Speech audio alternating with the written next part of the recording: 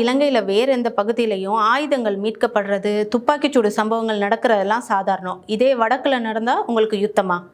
அப்படின்னு நான் கேட்கலங்க. ஜனாதிபதி அவருடைய உரையில இந்த விஷயத்த சொல்லியிருக்கிறாரு.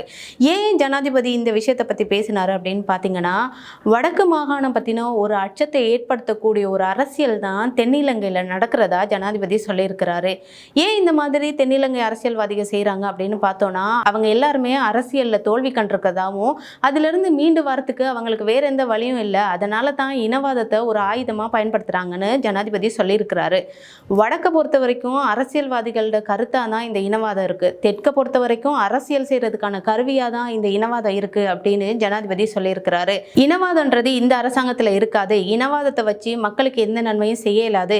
இனவாதம் இல்லாத ஒரு அரசியலை தான் நாங்கள் செஞ்சுட்டு வரோம். தென்னிலங்கையில் உள்ள அரசியல்வாதிகள் வடக்குல யுத்தம் நடக்குன்னு என்னதான் மக்களுக்கு சொன்னாலும் அப்படியெல்லாம் இல்லைன்றதை நிரூபித்து நாங்கள் இந்த ஆட்சியை செய்வோம் அப்படின்னு ஜனாதிபதி அனுரகுமார திசாநாயக்க சொல்லியிருக்கிறாரு.